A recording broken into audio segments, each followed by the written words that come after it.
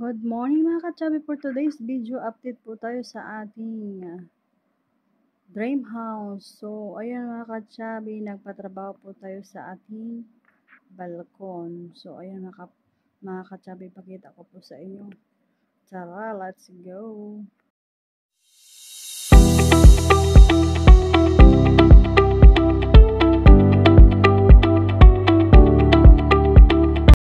Good morning mga ka-chubby, update po tayo dito sa ating dream house.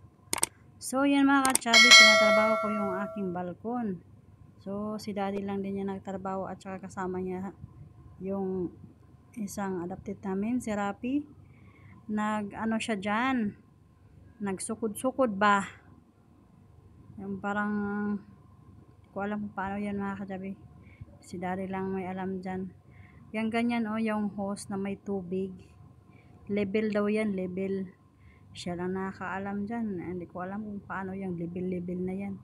Dati ginawa niya yan yung nagtayo kami ng bahay doon sa squatter namin. Siya din ganyan. Meron siyang maliit na hose.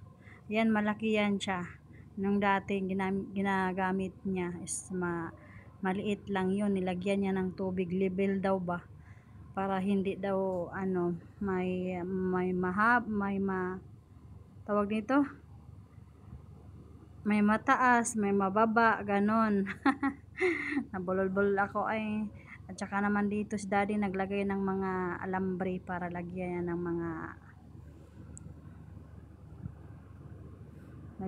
mga kabilya para mag-umpisa na siya mga ka-chubby doon sa paglagay ng mga hollow block na binili ko nung nakaraang araw. So ayan mga ka-chubby, update ko po sa inyo yung aming dream house.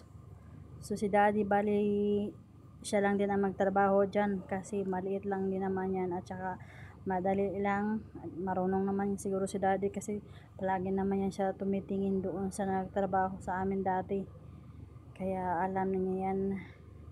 At saka buti nga nandyan yung mga bata, so nakakatulong din sa kanya kahit papaano. Basta walang pasok, ayan, ganyan po yung trabaho nila dyan sa bahay. Mayroon silang mga routine na trabahuin nila. Mabuti din yan kasi mga lalaki itong mga bata na to, para paglaki nila, kung gusto nila mag-construction, marunong na sila. Mas mabuti yun mga ka-chubby, turuan yung mga bata. Hanggat bata pa sila, turuan natin ng trabaho para paglaki nila, hindi na sila mahirapan kung magkaroon na naman sila ng mga pamilya. Hindi naman natin alam na magkaroon din sila ng pamilya soon. Kami nga dati na bata pamilya, wala nga sa amin, malay ba namin na magpamilya kami na makaganon. Wala, basta tinuturuan lang kami magtrabaho. So ngayon na malaki na kami, marunong na kami magtrabaho kasi tinuturuan kami ng trabaho dati sa aming mga magulang. Lahat na mga trabaho sa bukid, alam namin kung paano kami magtrabaho doon. Kaya itong mga bata na to, nasa amin, mas mabuti din na marunong na talaga sila magtrabaho. Kasi pag hindi sila marunong magtrabaho, nasa kanila din yun. Tulad ng mga ibang mga bata na nasa sentro, walang alam trabaho, kundi cellphone lang na cellphone. O anong alam mo, cellphone ka lang ng cellphone. Tapos paano pag magkapamilya ka na, meron ka nang bubuhayin, kayo din ang mahirapan kasi hindi kayo marunong magtrabaho. Itong asawa ko, hindi nga siya marunong dati sa mga bukid na mga ganyan. Pero natuto yan siya sa akin kasi ako, yung trabaho ko talaga is parang lalaki. Kasi nasa bukid kami nagtrabaho, lahat na mga trabaho ng mga panglalaki alam namin. Pero mga ganito, mga construction, hindi ko to alam.